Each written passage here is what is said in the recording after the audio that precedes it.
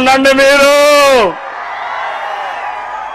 పోయే ప్రభుత్వాన్ని మోస్తే మునిగిపోయేది మీరే. మనమే మునిగిపోతామనా కాదా అడుగుతున్నా. చట్టాన్ని గౌరవించండి. కాకి దుస్తులు వేసుకున్న మీరు మళ్ళీ ప్రజల మన్నలు పొందడానికి పనిచేయమని మా తమ్ముళ్ళని ఆడబిడ్డల్ని పోలీసులు ఒకసారి కోరుకుంటున్నా. నేను ఒకటే చెప్తున్నా, మేము మీటింగ్ పెడితే అడ్డుకుంటావా పిచ్చి జగన్ రెడ్డి అని అడుగుతున్నా. పరుచూరులో మీటింగ్, జగన్మోహన్ రెడ్డి ప్యాంటు తడిసిపోయింది. అందుకే అతను చేసిన పనులు మీరు చూస్తే ఇది ఎండోమెంట్ భూమి అంట. ఓకే, ఎండోమెంట్ భూమే. ఒక రైతు స్వచ్ఛందంగా నేను ఈ పార్టీ కోసం మీటింగ్ కోసం నేను ఈ భూమి ఇస్తున్నానని ఇచ్చాడు. అతనిని మనస్ఫూర్తిగా అభినందిస్తున్న. ధైర్యానికి శభాష్. గట్టిగా చప్పట్లు కూడా చెప్పండి, అభినందించండి. అదే తిరుగుబాటు. ఆ తమ్ముడు భూమి ఇస్తే జగన్మోహన్ రెడ్డి ఫోన్ చేసి నోటీస్ ఇమ్మంటాడు. పోలీసులు ఎందుకు నోటీస్ ఇచ్చారో చూడకుండా ఎస్పీ కూడా ఇక్కడికి పంపించి మీటింగ్ జరగడానికి వీలు లేదంటారా? మీరు చేయాల్సిన బాధ్యత ఈ పోలీసుల పైన ఉంది. మన నాయకులు ఆ చెట్టులు క్లియర్ చేసి దానిపైన తప్పుడు కేసులు మన వాళ్ళ పైన పెడతారు. ఒకటే చెప్తున్నా, కౌంట్ డౌన్ ప్రారంభమైంది. ఎన్ని రోజులు తమ్ముళ్ళు మిమ్మల్ని అడుగుతున్నా? 52 రోజులు. ఆ 52 రోజుల తర్వాత తెలుగుదేశం జనసేన సునామీ. గెలుపు మనది. అనుమానం ఉందని అడుగుతున్నా. అడ్డం వస్తే నిలువుగా తొక్కుకుంటూ పోతాం తప్ప నిలిసేది లేదు. సిద్ధమని మిమ్మల్ని అడుగుతున్నా. ఏమమ్మా సిద్ధమని మిమ్మల్ని అడుగుతున్నా. ఏం తమ్ముళ్ళు సిద్ధమని మిమ్మల్ని అడుగుతున్నా. మీరు జగన్మోహన్ రెడ్డి ఓడించడానికి సిద్ధం. వైఎస్ఆర్ కాంగ్రెస్ పార్టీని భూస్థాపితం చేయడానికి సిద్ధం. జగన్మోహన్ రెడ్డికి అభ్యర్థులు దొరక్క ఎత్తుక్కొని సందిగ్ధంలో పడిపోయాడు. ఇక్కడనే చూశారు మొన్నటి నుంచి. ఒక బకాసురుణ్ణి ఇక్కడికి పంపించాడు. మళ్ళీ అనుకున్నాడు ఈ బకాసురుడితో లాభం లేదని ఇంకొక ఆయన పంపించే పరిస్థితికి వచ్చారు. మీరెవరు వచ్చినా ఒకటే చెప్తున్నా, గెలుపు రాసి పెట్టండి.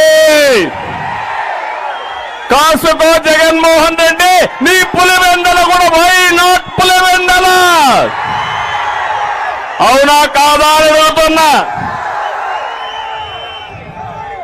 చిల్లర రాజకీయాలు మానుకో. గౌరవప్రదమైన రాజకీయం చేయి.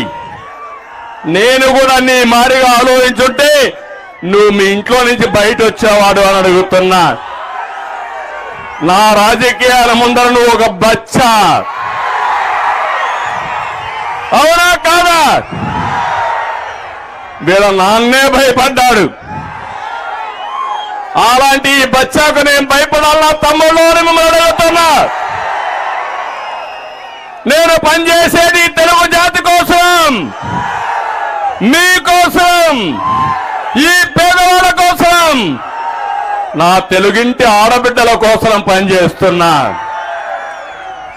నన్ను పని చేయకుండా చేయడం నిన్ను పుట్టించిన వాడి వల్ల కూడా చేత కాదని మరొకసారి హెచ్చరిస్తున్నా.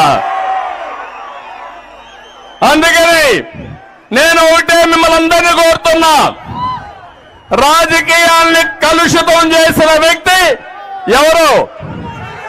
ఎవరు? ఎవరు? అలాంటి వ్యక్తిని ఓడించాలన్నా లేదా అని అడుగుతున్నా. ఓడిస్తామని ఒక సంకల్పం చేయండి గట్టిగా.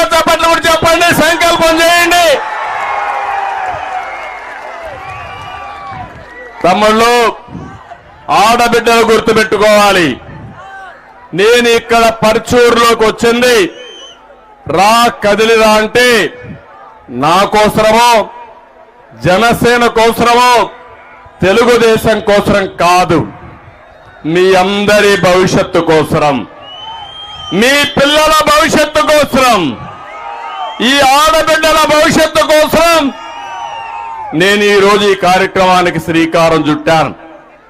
అయితే నా జీవితంలో చాలా సార్లు వచ్చాను కానీ ఈ రోజు మీ స్పందన చూస్తా ఉంటే ఎన్నికల ముందే ఖాయమైపోయింది గెలుపు. అయితే టెక్నికల్ గా ఎన్నికలు జరగాలి కాబట్టి ఎన్నికలు జరుగుతాయి. కానీ అట్లని చెప్పి ఇంట్లో పడుకుంటే దుర్మార్గుడు రావణాసురుడు. దేవుడు కూడా తప్పలేదు తమ్ముళ్ళు, రాముడికి కూడా తప్పలేదు కష్టాలు. అవునా కాదా అని అడుగుతున్నా. సిద్ధమా రావణాసురుడి వదకని అడుగుతున్నా. ఎందుకంటున్నానంటే మనసు పెట్టి ఆలోచించండి. అందరూ కూడా ప్రతి ఒక్క విషయం మీలో ఒక అవగాహన రావాలి. మీలో చైతన్యం తేవడానికే నేను వచ్చా. మీ యొక్క ఆలోచన విధానాన్ని ఎందుకు వైఎస్ఆర్ కాంగ్రెస్ పార్టీకి ఓటేయకూడదు, ఓటేస్తే ఏమవుతుందో ఆలోచించే విధంగా చెప్పడానికే నేను ఇక్కడికి వచ్చా. ఇతను ఒక పని చేశాడు. ఒకసారి పాత రోజులు గుర్తుపెట్టుకోండి. తండ్రి ముఖ్యమంత్రిగా ఉంటే తండ్రిని అడ్డం పెట్టుకొని 43,000 కోట్ల రూపాయలు దోచేసిన వ్యక్తి. నేను చెప్పింది కాదు, సిబిఐ ఈడీ చెప్పే పరిస్థితికి వచ్చారు. అలాంటి వ్యక్తి జగన్మోహన్ రెడ్డి. అవునా కాదా అని మిమ్మల్ని అడుగుతున్నా. ఇంత రోజుకుంటే మనిషిలో మార్పు వచ్చిందా అని అడుగుతున్నా. ఊరు తిరిగాడు, మీకు ముద్దులు పెట్టాడు, తల నిమిరాడు, మీరు ఐసుమారిగా కరిగిపోయారు, అన్ని ఓట్లు వేశారు. వేస్తానే నిజ స్వరూపం బయటపడింది. అవునా కాదా అని అడుగుతున్నా. అతను ఒక సైకో. అతనికి ఒకటే ఆలోచన, అడుక్కుంటాడు, కాళ్ళు పట్టుకుంటాడు, ఆ తర్వాత కాళ్ళు లాగేస్తాడు. అదే జరిగింది ఇప్పటి వరకు. అవునా కాదా ఆలోచించండి. ముఖ్యమంత్రి అయ్యాడు, దీంతో రాష్ట్రాన్ని చెరబట్టాడు, వ్యవస్థల్ని సర్వనాశనం చేశాడు, మనందరి జీవితాలు కూడా నష్టపోయే విధంగా చేశాడు. ఒకటి కాదు, ల్యాండ్, శాండ్, వైను, మైను ఏది దొరికినా వదిలిపెట్టడం లేదు ఈ భూవకాసురుడు. అతను అన్నం తినడం మానేశాడు. ఉదయమే అల్పాహారం ఇసుక, మధ్యాహ్నం భోజనం మైన్స్, రాత్రి మీరు చూస్తే ఏంటి జే బ్రాండ్ మద్యం, అది డిన్నర్ ఈయనకి. ఇంకొక పక్క చూస్తే ఈరోజు ఒక్క ఎగ్జాంపుల్ చెప్తున్నా. ఇప్పుడే ఎడితే నాకు స్వాగతం పలికారు గ్రనైట్ పారిశ్రామికవేత్తలు. వాళ్ళ బాధలు నాకు చెప్పారు. ఈ నియోజకవర్గంలో కప్పం కట్టని గ్రనైట్ యజమానుల పైన కేసులు పెట్టారు. అవునా కాదా అని మనం అడుగుతున్నా. పరిస్థితి ఎంతవరకు వచ్చిందంటే మైనింగ్ అధికారులు రౌడీల మారిగా కారం పొడి తీసుకొని ఈ పోలీసులు పెట్టుకొని మైనింగ్ ఆపరేషన్ దగ్గరికి పోయి బీభత్సాన్ని సృష్టించారు. ఇదేమని అడిగారు. అడిగితే మాకే అడ్డం చెప్తారని కేసులు పెట్టే పరిస్థితికి వచ్చారు. ఇక్కడే సాంబశివరావు గారు ఉన్నారు. పాపం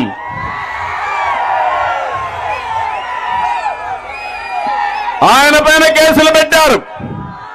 వ్యాపారం చేసుకునే వ్యాపారస్తుల పైన కేసులు పెట్టారు.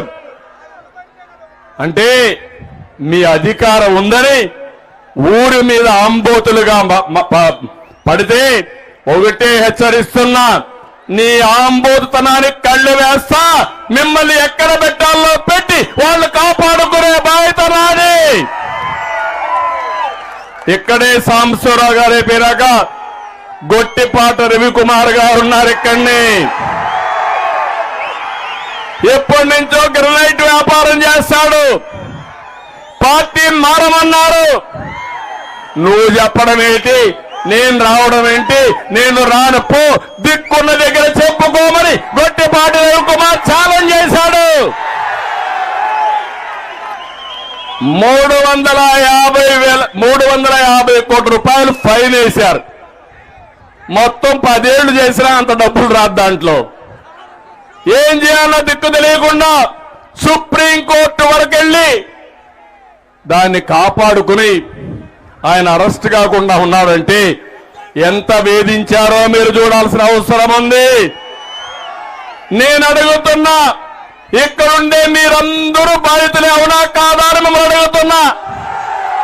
నేను బాధితుడినే, పవన్ కళ్యాణ్ బాధితుడే, మా ఆడబిడ్డలు బాధితులే, అందరం బాధితులమే ఈ యొక్క దుర్మార్గమైన నేరస్తుల పాలనలో. అందుకే నేను మిమ్మల్ని ఒకటే పెడుతున్నా, వీళ్ళ ఉద్దేశం ఒకటే, మనం బానిసలుగా ఉండాలి. వీళ్ళ దోపిడీకి అడ్డం వచ్చినా, వీళ్ళు చేసే తప్పన్నా మన మీద దాడులు చేస్తున్నారు. ఒకటే హామీ ఇస్తున్నా, మిమ్మల్ని కాపాడడానికి, ఈ రాష్ట్రాన్ని కాపాడుకోవడానికి, భవిష్యత్ తరాల భవిష్యత్తును కాపాడడానికి మేము ముందుంటాం. ఆశీర్వదించమని మనస్ఫూర్తిగా అందరికీ విజ్ఞప్తి చేస్తున్నా. ఇది మా పోరాటం కాదు. నేను ఒక్క విషయం మిమ్మల్ని అడుగుతున్నా, బటన్ నొక్కతానంటారు, గొప్పగా చెప్తా ఉండండి, నేను బటన్ నొక్కుతున్నానని.